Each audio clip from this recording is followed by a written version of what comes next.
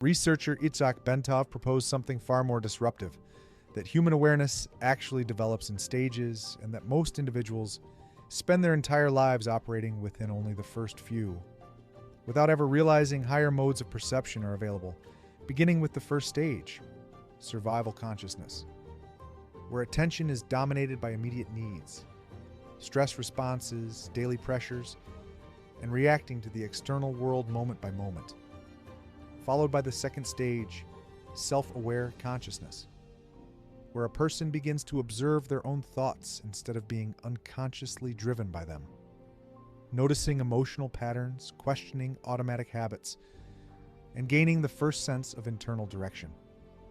And this is where many people remain, moving back and forth, between reacting and reflecting, never realizing there are entirely different levels of perception beyond the mental noise they have grown used to.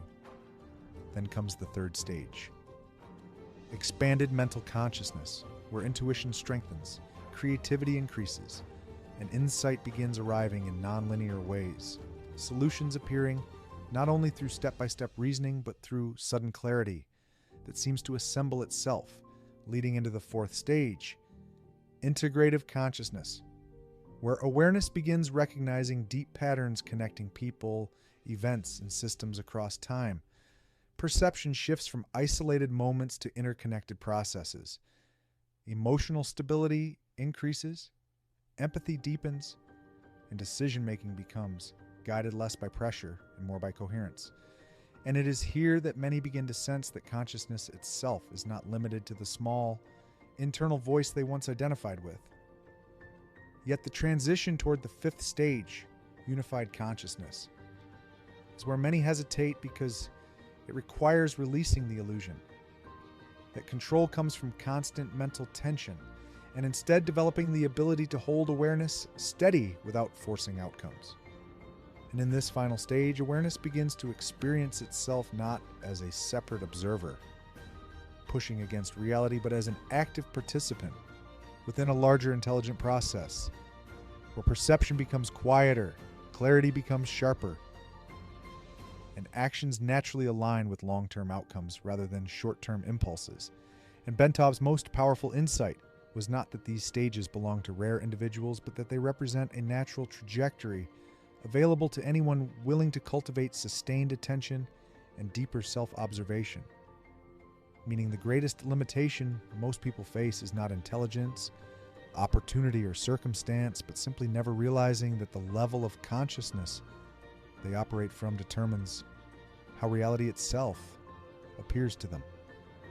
And when that level changes, the world they thought they were living in quietly begins to change with it. Across cultures, philosophies, and spiritual traditions, the language may differ, but the trajectory is strikingly similar. Ancient Eastern teachings speak of awakening layers of awareness. Western philosophical schools describe the refinement of reason and perception. Modern psychology explores developmental stages of cognition and identity. Contemplative traditions emphasize stillness and self-observation.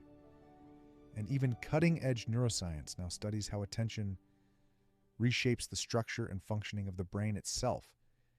Yet beneath the terminology, symbols, and methods, they all circle back to the same underlying realization: that human beings are not locked into a single level of perception, that awareness itself can mature, stabilize, and expand, and that the real transformation spoken of across these systems is not the adoption of a new belief, but the gradual shift in how reality is directly experienced, and the mind becomes clear enough to see beyond its own automatic patterns. Human fluence out.